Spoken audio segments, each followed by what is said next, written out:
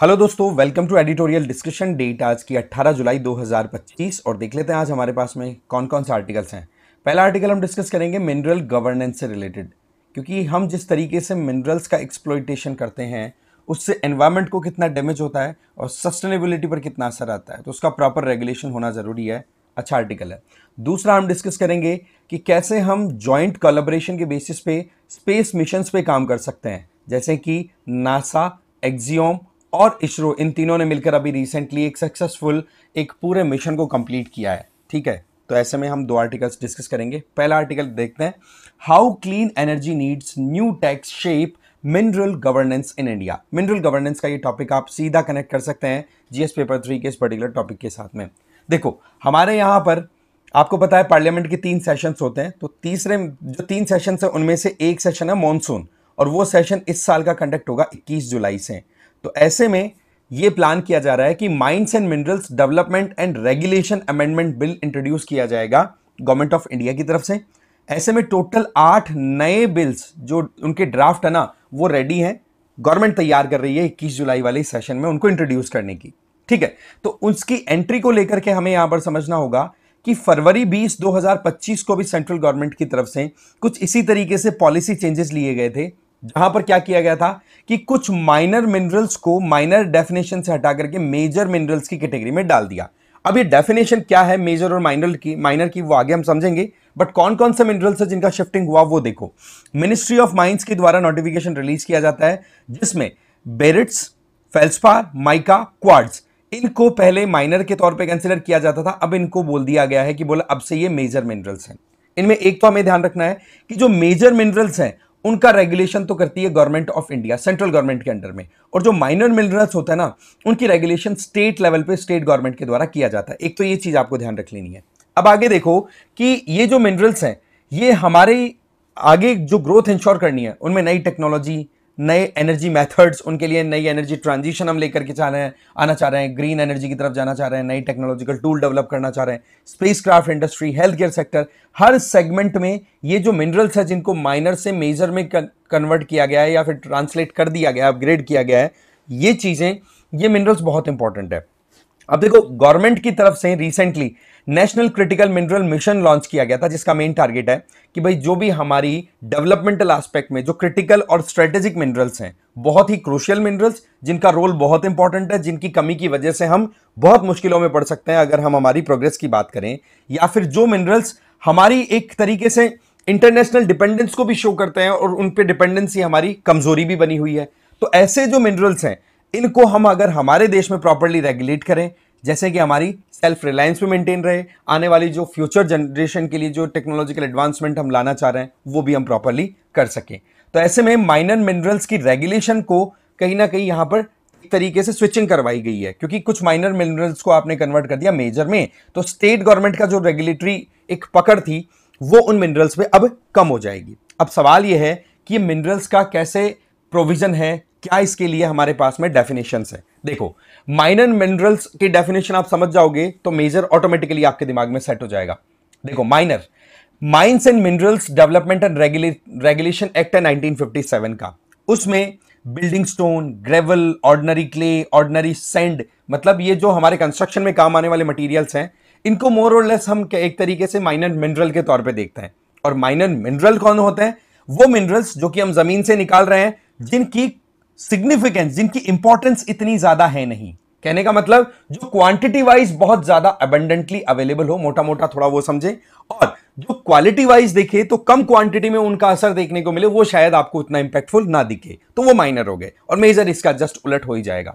इसी के साथ साथ में query owners association versus state of Bihar, इसमें सुप्रीम कोर्ट के द्वारा भी माइनर मिनरल और मेजर मिनरल को लेकर के अपनी तरफ से कुछ बातें कही थी। बोला एमएमडीआर एक्ट, यही एमएमडीआर का बात नाम बार बार में आए तो आपको ध्यान रखना है, mines and minerals development regulation act की हम बात कर रहे हैं। इस एक्ट में बेसिकली माइनर और मेजर के बीच में जो डिवीजन किया गया है वो उनके एंड यूज के आधार पर है, उनकी लोकल इंपॉर्टेंस के आधार पर है, बजाय कि वो किस वॉल्यूम में है, कितनी अवेलेबिलिटी है, इसकी बजाय। कहने का मतलब एंड यूज बहुत ही क्रिटिकल है, तो ऐसे में वो मेजर मिनरल बोल दिए जाएंगे, जो कि बहुत ज्यादा इंपॉर्टेंट है अगर हम ओवरऑल पब्लिक इंटरेस्ट के हिसाब से देखें या ओवरऑल हमारे देश की ग्रोथ के हिसाब से देखें। ठीक है, तो आपको मेजर और मिनरल के लिए, मेजर और माइनर, इन मिनरल्स के डेफिनेशन के लिए दो चीजों का ध्यान रख लेना है। अब देखो ये जो क्लासिफिकेशन है ये जनरली दिया हुआ है एडमिनिस्ट्रेटिव कन्वीनियंस के लिए। कैसे, मैंने बताया कि सेंट्रल गवर्नमेंट है वो मेजर मिनरल्स को रेगुलेट करती है, मैनेज करती है, उनसे रिलेटेड प्रोविजंस तैयार करती है, जैसे कि कोल, आयरन, बॉक्साइट एक्सेट्रा। वहीं पर माइनर मिनरल्स हैं वो स्टेट गवर्नमेंट के अंडर में रेगुलेट होते हैं। तो सेंट्रल गवर्नमेंट के सामने क्या काम हो गया कि माइनर मिनरल्स को छोड़ दिया एक तरीके से, है ना, और मेजर मिनरल्स से रिलेटेड जो भी उनको रूल रेगुलेशन बनाने हैं वो आराम से कर सकते हैं। तो ऐसे में अभी तक 31 मिनरल्स ऐसे हैं जिनको माइनर मिनरल बोला गया है, जैसे कि gypsum, mica, quartz, clay based minerals, sand etcetera. इनको आप माइनर बोल सकते हैं। ये एग्जांपल बड़े इंपॉर्टेंट है, प्रीलिम्स में भी आपके आ सकते हैं भाई, है ना। तो माइनर जो है वो आपके मोर और लेस क्रूशियल रोल प्ले करते हैं इंफ्रास्ट्रक्चर और मैन्युफैक्चरिंग के हिसाब से। इसका मतलब देखें तो इनका सीधा असर आपको लोकल इकोनॉमी पर देखने को मिलेगा, और इसी वजह से इनकी रेगुलेशन, मैनेजमेंट का जो काम है वो स्टेट गवर्नमेंट को दिया हुआ है।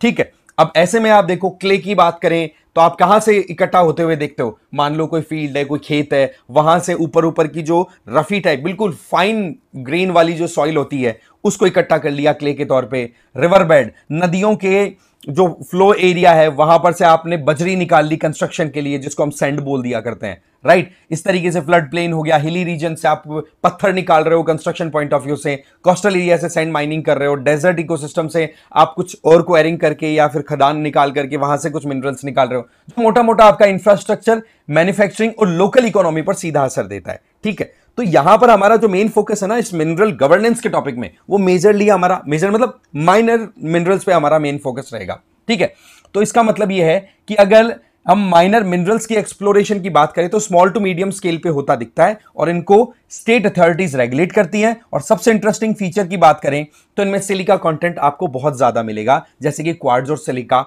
सैंड इसका बेस्ट एग्जांपल है, जिनको जनरली हम कहां से निकालते हैं, या तो रिवर बेड से या डेजर्ट रीजन से, जिनका यूज फिर ग्लास मेकिंग या फिर इलेक्ट्रॉनिक्स में आप कोई डिवाइस का कोई कंपोनेंट तैयार कर रहे हो, राइट। तो इनके ऊपर हमारी dependency minerals point of view से ये रहती है। माइनर मिनरल की बात करें, सैंड की बात करें तो कंस्ट्रक्शन पॉइंट ऑफ व्यू से बहुत इंपॉर्टेंट है, और सैंड एक बहुत इंपॉर्टेंट कॉन्स्टिट्यूएंट है, फिर वो कंक्रीट हो, मोर्टार हो, एसफेल्ट हो। एसफेल्ट आप जानते होंगे कि रोड बनाने के लिए जो काम में आने वाला मटेरियल है वो, तो ऐसे में सैंड का बड़ा इंपॉर्टेंट रोल आ गया।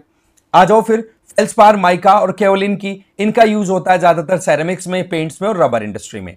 इसी तरीके से लाइमस्टोन्स जो बेसिक कॉन्स्टिट्यूएंट है जिससे डेराइव्ड, या लाइमस्टोन के डिफरेंट पार्ट्स की बात करें जिनमें कैल्साइट भी मिल जाएगा आपको, जिप्सम भी मिल जाएगा और लाइम कंकड़। ठीक है, इनको हम जनरली केमिकल प्रोसेसिंग और कंस्ट्रक्शन इंडस्ट्री, सीमेंट बनाना और उनमें यूज करते ही हैं। इसके अलावा बेरिट्स की बात करें तो इनको आप देख सकते हो मेजर मिनरल के तौर पे कंसीडर कर दिया गया है। इनका यूज किसमें होता है, ऑयल एंड गैस ड्रिलिंग में। तो आप समझो कि एंड यूज के हिसाब से ये एडमिनिस्ट्रेटिव कन्वीनियंस की भाई समझ में आ जाए कि किसका रेगुलेटरी यहां पर सिस्टम चलेगा, उसके हिसाब से मेजर और माइनर का ये कॉन्सेप्ट हमने डेवलप किया है। यहां तक ये चीजें आपको क्लियर होनी चाहिए।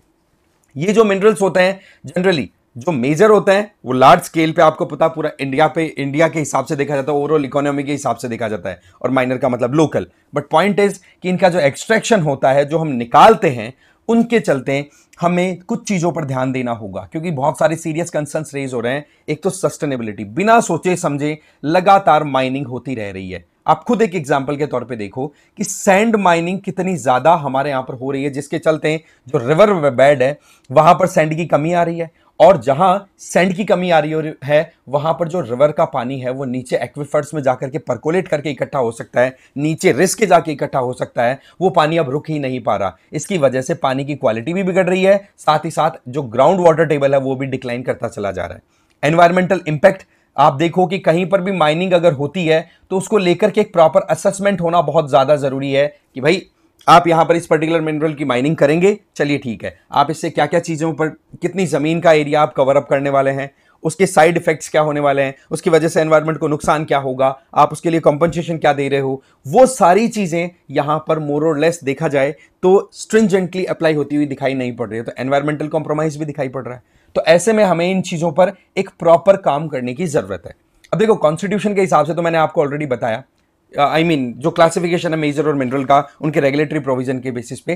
तो अभी कॉन्स्टिट्यूशन तो क्या कहता है कि माइन और मिनरल से रिलेटेड अगर कानून बनाने का अधिकार देखें तो वो स्टेट्स के पास में है। इसका मतलब 7 शेड्यूल में लिस्ट नंबर 2 जो है आपकी, जो स्टेट लिस्ट है, वो स्टेट्स को एम्पावर करती है कि वो स्टेट्स अपने हिसाब से रूल रेगुलेशन बना सकते हैं। वहीं पर लिस्ट 1 जो है 7 शेड्यूल के अंडर में, जहां पर सब्जेक्ट डिवीजन देखने को मिलता है, लिस्ट फर्स्ट जो कि यूनियन लिस्ट है, वहां पर सेंट्रल गवर्नमेंट को भी ये एम्पावरमेंट दिया हुआ है कि आप भी कानून बना सकते हो कि किसी भी माइन या मिनरल से रिलेटेड अगर वो पब्लिक इंटरेस्ट में आपको दिखता है, पब्लिक एज अ होल, पूरे नेशन के हिसाब से अगर हम रिकॉग्नाइज करके चले। और इसी बेसिस पर ये यूनियन गवर्नमेंट की तरफ से या पार्लियामेंट की तरफ से ये कानून लाया था MMDR एक्ट 1957 में। तो कुल मिलाकर के देखा जाए तो माइनिंग सेक्टर को रेगुलेट करने से संबंध में सेंट्रल गवर्नमेंट के पास में पावर है, बट यस उनको बताना पड़ेगा, उनको ये चीज जस्टिफाई करनी पड़ेगी कि ये काम हम पब्लिक इंटरेस्ट में कर रहे हैं। ठीक है, फिर आ जाओ नेक्स्ट। एक्ट में साफ साफ मिनरल्स को 2 कैटेगरी में बताया, जो ऑलरेडी हमने देख लिया, मेजर एंड माइनर। किस तरीके से इनका रेगुलेशन होता है उसमें आपको डाउट होना नहीं चाहिए। सेक्शन 15 है इस MMDR एक्ट का, वो सीधा सा स्टेट गवर्नमेंट को एम्पावर कर रहा है कि माइनर मिनरल्स को आप रेगुलेट कर सकते हो। ठीक है ना। तो ऐसे में लीज इशू करना कि कौन सी जमीन कितने सालों तक इस पर्टिकुलर एंटिटी या एंटरप्राइज के अंडर में रहेगी जहां पर माइनिंग होनी है, परमिट इशू करना, इसके अलावा रेंट, रॉयल्टी, इनकी कलेक्शन से रिलेटेड प्रोविजन करना, ये सारे काम अगर माइनर मिनरल से रिलेटेड हैं तो वो स्टेट गवर्नमेंट के अंडर में चले जाएंगे। तो यहां पर आप देखो कि मेजर का काम हो गया सेंट्रल गवर्नमेंट के अंडर में, माइनर का हो गया स्टेट गवर्नमेंट के अंडर में। अब आप देखो यहां पर कि सेंट्रल गवर्नमेंट की तरफ से भी कुछ प्रोविजंस कर दिए जाते हैं, मोर और लेस वही चीजें आ रही हैं, रिपीट हो रही हैं, बट यस हमें यहां पर देखने की जरूरत क्या है कि माइनर मिनरल्स जो कि एक तरीके से डिसेंट्रलाइज्ड मैनर में यहां पर रेगुलेट होते हुए दिखाई पड़ रहे हैं, उसका खामियाजा क्या है। उसके चलते आप पॉल्यूशन रिलेटेड जो प्रोविजंस हैं, जो वाइल्ड लाइफ और बायोडाइवर्सिटी रिलेटेड हमारे पास में लॉज हैं, उनका भी यहां पर रेगुलेशन है और उनको फिर बाद में ताक पे रख दिया जाता है। मतलब ये कि माइनर मिनरल्स की एक्सप्लोरेशन इकोलॉजिकली सेंसिटिव रीजन्स में हो रही है, तो वहां पर प्रॉपर रेगुलेशन इंपोज नहीं हो पा रहे हैं। कहीं ना कहीं हमें इन चीजों पर ध्यान देने की जरूरत है। देखो एनवायरमेंटल कंसर्न लगातार बढ़ रहे हैं, क्योंकि माइनिंग की वजह से आपको पता है, अभी रिसेंट अगर देखें हम कुछ एग्जांपल्स कि छत्तीसगढ़ में फॉरेस्ट रीजन में बहुत बड़ा कोल बेड का डिस्कवरी हो रखा है, वहां पर एक्सप्लोरेशन की बात हुई तो वहां पर लोकल्स को प्रोटेस्ट करना पड़ा, तब जाकर के थोड़ा होल्ड पे गया है वो प्रोग्राम, है ना। इसी तरीके से सैंड माइनिंग को लेकर के देखो कि नदियों का पूरा इकोसिस्टम एकदम बर्बाद हो गया है सैंड माइनिंग के चलते। ये माइनर मिनरल है, वो पहले मैंने एग्जांपल दिया कोल वाला, वो मेजर मिनरल में था। अब आप देखो इसकी वजह से जो एक्वेटिक लाइफ है उसके ऊपर कितना एडवर्स इंपैक्ट आ रहा है। ठीक है, अब इसमें क्या होता है, इन चीजों को रोकने के लिए कि भाई पॉल्यूशन इतना बढ़ रहा है, एनवायरमेंटल रेगुलेशंस प्रॉपर्ली फॉलो नहीं किए जा रहे हैं माइनिंग के टाइम पे, लोगों जो भी इंस्टीट्यूशंस हैं या जो भी अथॉरिटीज हैं उनके द्वारा, या फिर कहें जो एंटरप्राइजेज हैं उनके द्वारा माफिया डेवलप हो चुके हैं, तो उनके लिए फिर ministry of environment, forest and climate change के द्वारा एक सैंड माइनिंग गाइडलाइन इशू की गई थी 2016 और 2020 में। और फिर देखोगे कि माइंस मिनिस्ट्री है उसके द्वारा भी सैंड माइनिंग फ्रेमवर्क 2018 में इशू किया गया। क्योंकि आपको ध्यान होगा कि राजस्थान, हरियाणा, यूपी, यहां पर ऐसे कई केसेस देखने को मिले हैं जहां पर एक तरफ तो लॉ एनफोर्समेंट एजेंसीज हैं जो कि माइनिंग को रोकने की कोशिश कर रही हैं, वहीं पर सैंड माफियाज हैं, उनके बीच में दो हाथ हो रहे हैं, फायरिंग हो रही है। तो ये चीजें फिर बाद में एक तरीके से एक लॉ एंड ऑर्डर इशू को भी हाईलाइट करती है। अब आप देखो सुप्रीम कोर्ट ने क्या क्या ओपिनियन अपने दिए हैं इस एस्पेक्ट में। सुप्रीम कोर्ट हो, हाई कोर्ट हो, नेशनल ग्रीन ट्रिब्यूनल हो, इनकी तरफ से माइनर मिनरल्स की जो माइनिंग होती है उनका किस तरीके से रेगुलेशन होना चाहिए, कई ओपिनियन दिए। और सबसे बड़ा जो पॉइंट आता है वो आता है एनवायरमेंटल क्लियरेंस। आप देखो एक केस है that is Deepak Kumar versus state of Haryana 2012 का। उसमें सुप्रीम कोर्ट ने साफ साफ ये कहा कि अनसाइंटिफिक और इलीगल माइनिंग लगातार हो रही है माइनर मिनरल्स की। इसका मतलब स्टेट गवर्नमेंट के लेवल पे जो काम होना चाहिए उसमें वो फेल हो रहे हैं। साथ ही साथ जिस तरीके से माइनिंग के डिफरेंट ऑपरेशंस होते हैं उनमें जो अप्रूवल्स उनको लेने की जरूरत है, उन अप्रूवल्स को भी वो ऑब्टेन नहीं कर रहे हैं। तो प्रॉपर जो अथॉरिटी से अप्रूवल लेना चाहिए वो वहां पर अप्लाई होना जरूरी है। बट पॉइंट इज कि इन सारी चीजों को बाईपास करके वहां पर माइनिंग की जा रही है, वो भी कंटिन्यूअस बेसिस पे। यहां पर कोर्ट ने साफ साफ कहा था कि आप जब भी मानो कोई माइनिंग के लिए आप लीज लेना चाह रहे हो, ठीक है, कोई जमीन का एरिया आप आइडेंटिफाई करवा करके काम करना चाह रहे हो, तो आप पहले उसका प्लान बनाओ। जो भी एजेंसी होगी ना उसको पहले प्लान बनाना पड़ेगा कि हमारा माइनिंग प्लान ये होगा, फिर उसके बाद में एनवायरमेंटल क्लियरेंस के ऊपर बात हो। ऐसा नहीं कि पहले एनवायरमेंटल क्लियरेंस ले ली और फिर उसके बाद में आप प्लान बना रहे हो कि हम तो इतना एक्सप्लोरेशन करेंगे मिनरल्स का। तो वो तो एक तरीके से आंखों में धूल झोंकने वाली बात हो गई अथॉरिटीज के। तो ये चीज यहां पर इंपॉर्टेंटली हाईलाइट की गई थी। कई और जजमेंट्स भी हैं जहां पर सुप्रीम कोर्ट ने माइनर मिनरल्स के एक्सट्रैक्शन को सस्टेनेबल बनाने के लिए कई अपने स्टेटमेंट दिए। जैसे एक तो ये हो गया कि कंपल्सरी माइनिंग प्लान दो एनवायरमेंटल क्लियरेंस लेने से पहले। इसके अलावा Deepak Kumar versus state of Haryana से पहले, हरियाणा का ये जो जजमेंट आया था ना, उसी दरमियान आप देखोगे कि मिनिस्ट्री ऑफ एनवायरमेंट और ये जो हमारी जो सेंट्रल मिनिस्ट्री है, ministry of environment forest and climate change, उनके द्वारा 2013 में एक नोटिफिकेशन रिलीज किया जाता है कि अगर 5 हेक्टेयर या उससे कम जमीन के ऊपर आप सैंड माइनिंग करते हो तो आपको एनवायरमेंटल क्लियरेंस लेने की जरूरत नहीं होगी। अब आप सोचो कि सेंट्रल गवर्नमेंट की तरफ से भी यहां पर लापरवाही का एक पूरा स्कोप दे दिया। कहां पर तो सुप्रीम कोर्ट ने दीपक कुमार केस में साफ साफ कह दिया था कि भाई पहले प्लान बताओ, फिर एनवायरमेंटल क्लियरेंस लो और फिर आप अपना काम स्टार्ट करो। अब यहां पर मिनिस्ट्री ऑफ एनवायरमेंट ने यहां पर इसको बाईपास कर दिया, बोले 5 हेक्टेयर से कम वाली को तो करने की जरूरत ही नहीं है। ऐसे में फिर नेशनल ग्रीन ट्रिब्यूनल की एंट्री होती है और उन्होंने एनजीटी ने अपनी तरफ से हिम्मत Singh Shekhawat versus state of Rajasthan 2014 का केस है, उसमें कह दिया कि ये नोटिफिकेशन बिल्कुल नल एंड वॉइड है। आपको सुप्रीम कोर्ट की जो गाइडलाइंस है वो फॉलो करनी पड़ेगी। मतलब आपका जो एक्सप्लोरेशन प्लान है वो एनवायरमेंटल क्लियरेंस से पहले आपको सबमिट करना पड़ेगा। तो ये जजमेंट्स आप देखो कितना ज्यादा इंपॉर्टेंट हो जाते हैं। बट अभी तक भी देखा जाए तो कई ऐसे मामले आते हैं जहां पर एनजीटी के इनके जो भी डायरेक्शंस दिए हो, गाइडलाइंस दी हो, इनको डाइल्यूट होते हुए हम देख सकते हैं। केस है अपने पास में Satyendra Pandey versus union of India 2018। NGT ने जनवरी 16 2000 मतलब ये 2016 जनवरी मंथ में उस नोटिफिकेशन को खत्म कर दिया क्योंकि एनवायरमेंटल क्लियरेंस जो प्रोसीजर है उसको डाइल्यूट करने का काम है।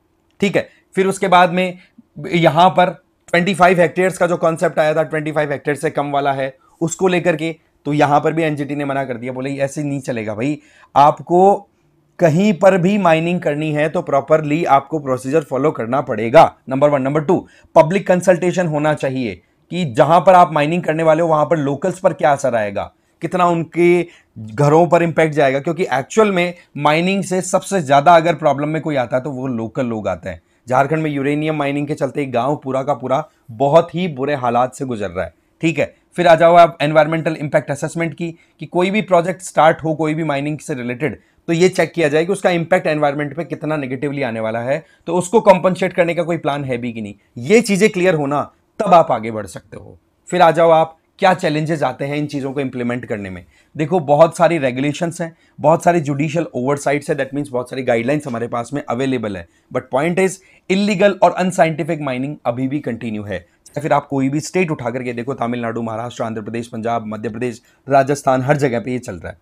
इसका खामियाजा क्या आ रहा है? नंबर 1, बहुत सारे एनवायरमेंटल डिग्रेडेशन देखने को मिल रहे हैं। जैसा मैंने बताया कि ग्राउंड वाटर लेवल लगातार डिक्लाइन कर रहा है क्योंकि सैंड माइनिंग होने की वजह से पानी जो नदियों का है वो सीधा फ्लो कर जाता है, स्टे ही नहीं कर पा रहा, और उसकी वजह से जो पानी परकोलेट करके ग्राउंड एक्विफर्स को बढ़ा सकता है, जो नीचे का पानी है ग्राउंड वाटर उसका लेवल बढ़ सकता है, वो नहीं बढ़ रहा। नंबर 2, आसपास के एरियाज में पोल्यूशन बहुत ज्यादा बढ़ रहा है इस माइनिंग की वजह से। क्यों? क्योंकि आप माइनिंग करते हो तो आप एक तरीके से रॉ फॉर्म में निकालोगे और फिर उसकी प्रोसेसिंग करने की जब शुरुआत होती है तो फिर जो भी इंप्योरिटीज होती हैं उनको आप डंप कर देते हो आसपास वाले एरिया में। कितनी प्रॉब्लम है। इसी के साथ साथ में आपके साथ में इशू क्या आता है कि वहां पर माइनिंग हो रही है तो माइनिंग आप एक रिसोर्स की कर रहे हो, एक मिनरल की कर रहे हो, तो उसके साथ में एडिशनल भी तो कई चीजें निकलती है जो कि हेल्थ के लिए बिल्कुल भी ठीक नहीं है, तो वो चीज प्रॉब्लम आ गई। इसके अलावा एक्वेटिक इकोसिस्टम जो लाइफ है वाटर बॉडीज में उस पर सीधा असर आ रहा है। आप खुद देखो कि गंगा रिवर डॉल्फिन और घड़ियाल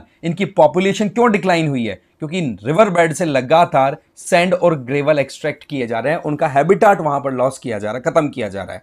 तो नतीजा क्या हो रहा है? एक्वेटिक लाइफ जो है वो खत्म हो रही है। फिर आ जाओ, लगातार आप माइनिंग करते जा रहे हो, बहुत गहराई तक आप चलते चले जा रहे हो, तो वैसे वो जमीन वैसे खराब हो गई। दूसरा, अगर आप सरफेस माइनिंग करते हो, ऊपर ऊपर की लेयर को इकट्ठा करते हो, क्ले माइनिंग आप जिसको बोलते हो, वो अगर होती है तो सॉइल का टॉप पार्ट अगर चला गया तो सॉइल का टॉप पार्ट ही तो सबसे ज्यादा फर्टाइल होता है, तो सॉइल फर्टिलिटी आपने लूज कर दी, तो overall land degradation long term के लिए परमानेंट हो गया कि नहीं? क्योंकि एक 10 सेंटीमीटर की थिकनेस वाली सॉइल को बनने में भाई लाखों साल लग जाते हैं। अब आप सोच लो। फिर आ जाओ नेक्स्ट पॉइंट पे, लॉ एंड ऑर्डर इशू। आप देखो कि जहां पर इलीगल माइनिंग होती है वहां पर लॉ एनफोर्समेंट एजेंसी, चाहे वो पुलिस हो या फिर जो पर्टिकुलरली माइनिंग को मॉनिटर करने वाली एजेंसीज हो, वो कुछ काम करना चाहती हैं तो वहां पर इलीगल माइनिंग करने वाले जो माफियाज हैं उनके बीच में दो दो हाथ होते हैं। अब आप खुद सोचो कि कोई अगर एक्टिविस्ट, जर्नलिस्ट या कोई भी ऑफिशियल इस तरीके की इलीगल माइनिंग को रोकने की कोशिश करता है तो वो अपनी जान से भी हाथ धो बैठे, इससे भी कोई बड़ी बात नहीं है। अब आप सोचो, इतना तो यहां पर बिल्कुल खुले में जंगल राज टाइप सिचुएशन बनी हुई है।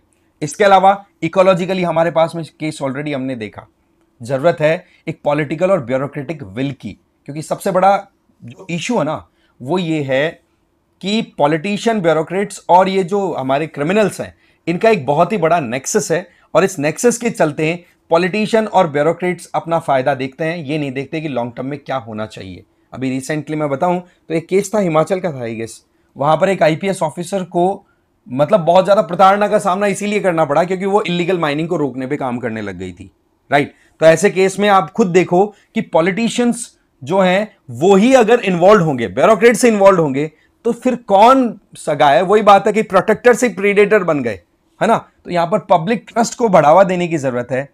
सरकार, पर्टिकुलरली माइनर मिनरल्स की हम बात कर रहे हैं, तो स्टेट गवर्नमेंट्स को समझना चाहिए कि वो ट्रस्टी हैं। ट्रस्टी का मतलब आप रिसोर्सेज को प्रॉपर्ली मैनेज करोगे, बट वही चीज है कि आप यहां पर वैल्यूज को कॉम्प्रोमाइज होते हुए देख रहे हैं, ये रुकना जरूरी हो जाता है। स्ट्रिक्ट लॉ एनफोर्समेंट होना जरूरी है। कंस्ट्रक्शन प्रैक्टिसेस अगर हो रही हैं तो सस्टेनेबल हो, कहां पर हो रही है, क्या एक्सट्रैक्शन हो रहा है। भाई सीधी बात है, सैंड माइनिंग की वजह से इतना इशू हमें देखने को मिल रहा है, तो मैन्युफैक्चर्ड सैंड यूज क्यों नहीं हो सकती? और ऑल्टरनेट्स पे भी तो हम काम कर सकते हैं। ब्रिक मेकिंग के लिए जो क्ले यूज होता है उसकी बजाय हम दूसरे एस्पेक्ट में भी, तो जैसे आप देख सकते हो कि फ्लाई ऐश होता है, ठीक है, राख होती है, ठीक है, लकड़ी के, इनके कोयले के जलने के बाद में उसका यूज करके हम ब्रिक बना सकते हैं। उन पे काम हो, उनको यूज किया जाए, बढ़ावा मिले उस चीज को। तो सही तरीके से प्रॉपर बैलेंस मैनर में अगर काम होगा तो सस्टेनेबल होगा, लॉन्ग टर्म के लिए जाएगा।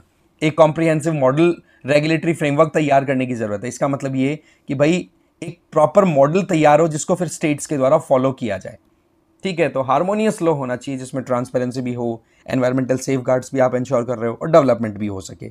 इसका मतलब ये नहीं कि डेवलपमेंट नहीं होना चाहिए, बट यस हमें देखना होगा कि वो डेवलपमेंट कितना, किसको फायदा दे रहा है, 2 आदमियों को दे रहा है या 5,000 आदमियों को फायदा दे रहा है ना। तो वो चीजें यहां पर वैल्यू हो जाती हैं। नेक्स्ट आर्टिकल है stepping stone on Shubhanshu Shukla NASA axiom ISRO type. ये अपने आप में बहुत इंपॉर्टेंट मिशन रहा, जिसमें एक तो टाइप के साथ में मतलब दूसरी एजेंसीज के साथ काम करने से हमारे कितने बेनिफिट्स हैं, कितनी लर्निंग्स आती है। तो जीएस पेपर 3 के इस पर्टिकुलर टॉपिक के साथ आप इसको इंटीग्रेट कर सकते हैं। तो आपको पता है 4 एस्ट्रोनॉट्स जिसमें इंडिया के हमारे शुभांशु शुक्ला जी, इन्होंने अपना लगभग 2 हफ्तों का एक मिशन इंटरनेशनल स्पेस स्टेशन पे कंप्लीट किया और 15 जुलाई को जमीन पे, धरती पे वापस पहुंच गए। तो शुभांशु शुक्ला जी का ये जो ट्रिप था ये एक अपने आप में बहुत ही इंपॉर्टेंट रिहर्सल थी, एक ट्रायल था, क्योंकि हम भी तो हमारा गगनयान मिशन भेजने वाले हैं ना, जिसमें हमारा एक ये फर्स्ट इंडिया का हमारा आपका हो कि पहला इंडिया का प्रोग्राम होगा जहां पर हम मैन को भेजेंगे स्पेस में। तो शुभांशु शुक्ला जी का ये विजिट है ना, ये हमें बहुत कुछ हेल्प करने वाला है, राइट। अभी तक इसरो ने तो कोई कमेंट किया नहीं कि क्या लागत पे शुभांशु शुक्ला जी का ये विजिट हुआ था, इनकी ट्रेनिंग होना, सारी चीजें, बट यस एक्सियोम स्पेस की तरफ से बताया गया है कि लगभग 500 करोड़ की लागत आई है। अब आप सोचोगे कि 500 करोड़ तो अमाउंट ठीक ठाक है, बट पॉइंट इज अगर यही काम इसरो अपने लेवल पे करता ना तो 20,000 करोड़ की लागत, मतलब और भी ज्यादा होता, 20,000 तो क्या और भी ज्यादा लागत का होता। तो क्यों ना हम दूसरी एजेंसीज के पास में अगर एक्सपर्टीज है तो उसको लर्न करें और उसके बेसिस पर हमारी ट्रेनिंग अगर प्रॉपर हो तो हमारे खुद के प्रोजेक्ट पे हम अच्छा परफॉर्म करेंगे कि नहीं, ठीक है। तो एक्सियोम और नासा की तरफ से जिस तरीके से क्लियरेंस दी गई थी कि हाँ भाई हम साथ मिलकर के ऐसे ऐसे काम कर सकते हैं, तो इसरो ने भी फिर कदम पीछे नहीं रखे कि चलो ठीक है कोलैबोरेट करते हैं, आगे बढ़ते हैं, ठीक है। तो इसरो और डिपार्टमेंट ऑफ स्पेस ये अभी भी प्रोएक्टिवली एंगेज कर रहे हैं। कोशिश ये है कि ज्यादा से ज्यादा हम आगे और स्पेस टेक्नोलॉजी में एक्सपेंड कर सकें, क्योंकि हमारा गगनयान का जो प्रोजेक्ट है उसका प्राइस टैग मोटा मोटा 20,000 करोड़ का है। और इसमें आप देखोगे कि शुक्ला जी तो जाएंगे ही, इनके साथ में और भी इंडिविजुअल्स हैं जिनको फिर बाद में शुक्ला जी के साथ साथ में जाना है, ठीक है जी। तो ये जो ह्यूमन स्पेस फ्लाइट्स होती हैं ये जनरली किस लिए होती हैं? भाई सीधी बात है कि आप एक ऐसे डोमेन में पहुंच जाते हो स्पेस में जाने के बाद जहां पर आप अपने रिसोर्स और मटेरियल का ज्यादा यूज करके चीजों को कंट्रोल नहीं कर सकते हो। वहां पर बहुत सारी चीजें अपने आप ही ऑपरेट होती है, क्योंकि वहां पर माइक्रो ग्रेविटी है। ग्रेविटी का मतलब नाम से भी नहीं है वहां पे, तो चीजें बिल्कुल फ्लॉट करती रहती है। वहां कैसे काम करना, वहां कैसे आप सस्टेन कर सकते हो, एडवर्स इमरजेंसी सिचुएशन आ जाए तो उस टाइम पर आप कैसे काम करोगे, ये सारी चीजें सीखनी बहुत जरूरी होती है। इनके लिए पहले ग्राउंड लेवल पे ट्रेनिंग होती है और फिर उसके बाद में आप स्पेस में जाकर के काम करते हैं। अब क्या है कि इसरो की तरफ से जो गगनयान प्रोग्राम है उसमें शुक्लाजी जी तो जाएंगे, उनके साथ में प्रशांत नायर जी भी जाएंगे। इन दोनों को ऑलरेडी अच्छी खासी ट्रेनिंग मिली हुई है। जैसे शुक्ला जी तो अभी स्पेस मिशन पे ऑलरेडी जाके आ चुके हैं, और नायर साहब जो हैं इनको और शुक्ला जी को दोनों को जर्मनी और जापान में ऑलरेडी गगनयान से रिलेटेड जो हमारी टेक्निक्स हैं उन पे कैसे काम किया जा सकता है उनकी ट्रेनिंग दी जा चुकी है। तो गगनयान मिशन हमारे लिए बहुत ही ज्यादा एम्बिशियस है। इससे क्या होगा, इसमें मतलब आप देखो कि ये जो इनकी ट्रेनिंग है इसमें इनको सिखाया जाता है कि कैसे आप स्पेस क्राफ्ट सिस्टम में अपने आप को मैनेज कर सकते हो, कैसे उनको ऑपरेट करोगे। नंबर 2, एक तरीके से इमरजेंसी प्रोटोकॉल्स क्या क्या होते हैं, क्या आपको करना है क्या नहीं करना, dos and don'ts. Scientific payloads operation, कैसे वहां पर काम होंगे, किस तरीके का ऑपरेशन वहां पे परफॉर्म होगा, अलग अलग एस्पेक्ट। माइक्रोग्रेविटी वाला मैंने बता दिया आपको कि कैसे आप अडेप्ट कर सकते हैं। स्पेस मेडिसिन के ऊपर काम करना, साथ ही साथ सर्वाइवल ट्रेन। इन एस्पेक्ट को लेकर के इनको जब ट्रेनिंग दी गई तो नतीजा क्या है कि अब हम थोड़ा सा और कॉन्फिडेंट होकर के और गगनयान पे काम कर सकते हैं।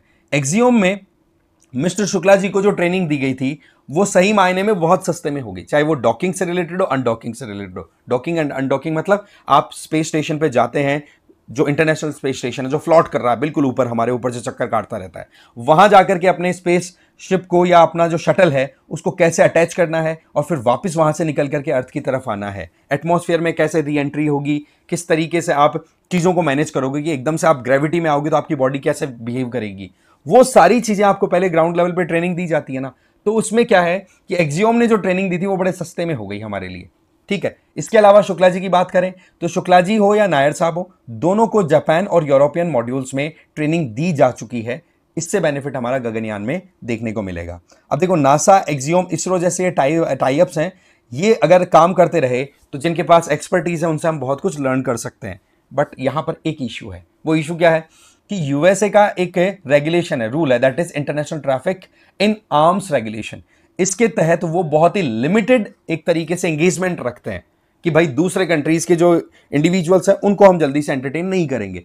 चलो ठीक है, कम से कम इतना तो हमें एंगेज करने का मौका मिला। देखो सीधी बात है, जिसके पास और यूएसए जैसे कंट्रीज के पास में तो एक्सपर्टीज होने का मतलब है कि वो पैसे के बिना और खुद के मतलब के बिना कुछ करता ही नहीं है ना।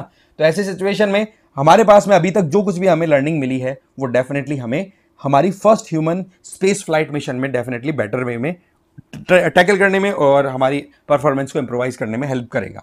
ठीक है, तो ये सिनेरियो पूरा मोटा मोटा हमने देखा। अब देखो कि किसी भी तरीके के इनिशिएटिव लेने के लिए आपके पास में प्रॉपर कहते हैं ना कि ग्राउंड बेस होना चाहिए, आपके पास एक्सपर्टीज होनी चाहिए, आपके पास में लर्निंग या ट्रेनिंग प्रोसेस सिस्टम एकदम प्रॉपर होना चाहिए। अब देखो हम हमारा स्पेस एक्सपेंशन लेकर के चल ही रहे हैं, इसरो वैसे भी काबिल तारीफ काम कर रहा है, चाहे फिर वो बड़े से लेकर के छोटे मिशन ले लो आप। ठीक है, आप रॉकेट्स हैं उनके ऊपर काम करना देख लो, जो स्पेस लॉन्चिंग हमारे शिप्स हैं उनकी बात कर लो, या मंगलयान, गगनयान जैसे, गगनयान का तो खैर हमारा प्रोग्राम है अभी, उसके पहले चंद्रयान जैसे प्रोग्राम जिनमें हमने फेलियर भी देखा तो हम सक्सेसफुल भी हुए और फिर लैंडिंग भी की तो मून के उस पोर्शन पे जो कि कभी अर्थ की तरफ से दिखाई नहीं पड़ता, सदर्न पोल जो है।